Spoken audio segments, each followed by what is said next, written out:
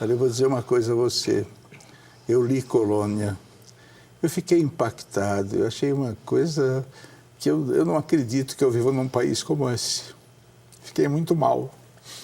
Mas nem o poder sabia de Colônia? Sabia. Sabia porque quando essa denúncia de 1961 veio à tona, todos os governos e o presidente da época, o Jânio Quadros, se mobilizaram para injetar dinheiro na colônia para que pudesse recuperar a dignidade.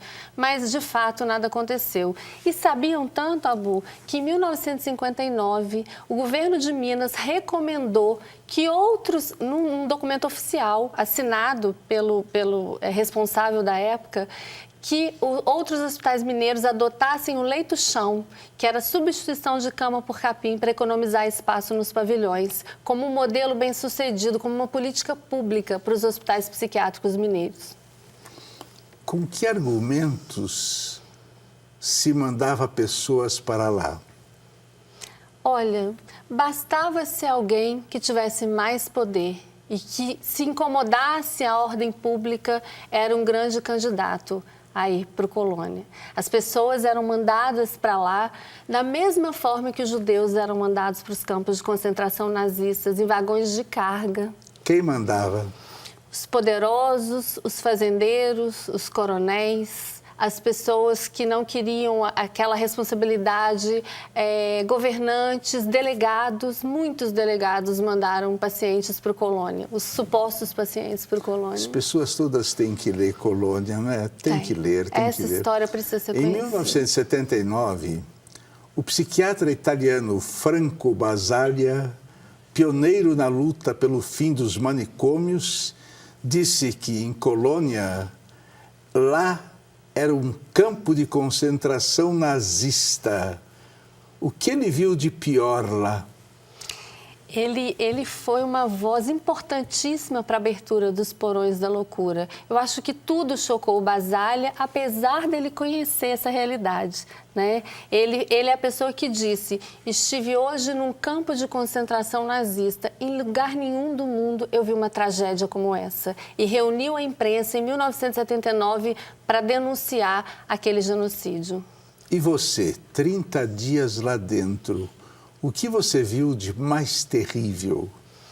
Então, na verdade, a minha pesquisa, quando eu cheguei ao Colônia, o hospital hoje já está transformado.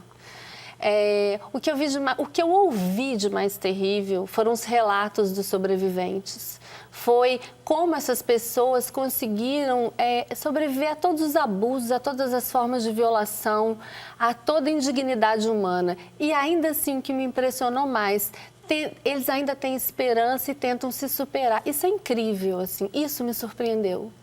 Como, depois de tantos anos de violação institucionalizados, eles ainda sonham. O que é o ser humano, não é? Meu Deus. A que estado chegava a cabeça dos internos?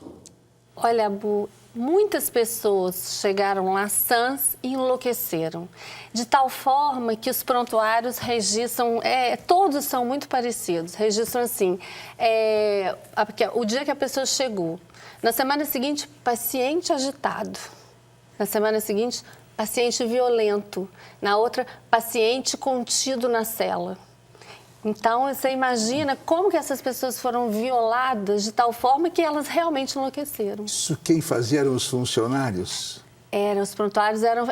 porque não tinha médicos em número suficiente. Então, há muitos registros de funcionários. É quase um diário esses prontuários. É bem interessante a gente ler e ver a rotina desses pacientes. A Sueli Rezende, que é a paciente mais complexa da colônia, mas também a mais inteligente, a mais engraçada, a mais surpreendente, num dia de fúria, pegou uma pomba no pátio e comeu. Na frente de todas as pessoas, está registrado num prontuário. E ela disse: eu estou com muita fome.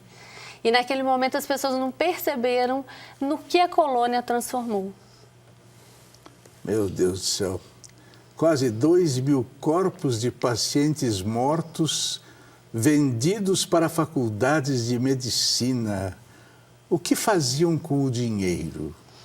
Então, Abu, a gente não tem ideia, não há nenhum registro de como esse dinheiro foi aplicado, né, dentro do hospital. Mais do que isso, eles não ganhavam dinheiro só com a venda de corpos, eles ganhavam dinheiro explorando a mão de obra desses pacientes, desses indigentes, porque eles trabalhavam nas ruas de Barbacena, eles varriam ruas, eles construíam estradas, eles construíam casas, eles faziam roupas e tudo era colocado à venda.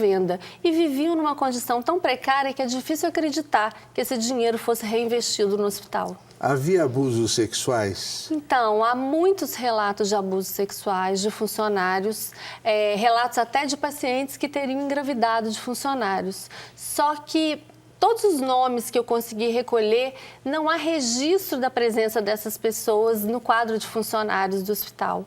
Então, eu não pude publicar, porque eu só publico o que eu consigo documentar. Quantos sobreviventes restam hoje? 160 sobreviventes que continuam morando no hospital e que têm a sobrevida estimada em no máximo 10 anos. A luta anti-manicômios dos últimos anos vai em frente ou vai fracassar? Eu acho que precisa se repensar. Ela teve uma força importantíssima no final da década de 70, foi responsável, sim, não dá para negar, pela abertura dos porões da loucura, mas ela vive um momento de saber para que caminho tomar, de olhar para trás e ver o que já foi feito, mas não saber daqui para frente o que vai ser feito. E vive um momento também de colocar para a sociedade brasileira a discussão sobre a internação compulsória. O que fazer com a internação compulsória? Qual o posicionamento que a sociedade deve ter? Então, eu acho que a luta antimanicomial vive um dilema hoje de se reinventar. Agora, em realidade, falando em colônia, a gente pergunta assim, quantos holocaustos como esse você imagina que ainda existam no Brasil? Há muitos. O Holocausto não terminou, Abu. Pode ter certeza disso. Não terminou. Se nós somarmos todas as mortes que aconteceram dentro dos hospitais psiquiátricos no Brasil, nós vamos ter um número infinitamente superior do que 60 mil. Se a gente imaginar que em 2013 ainda há hospitais sendo fechados porque funcionam como mini-colônias, a gente vê que o desafio ainda é muito grande e que o Holocausto não terminou.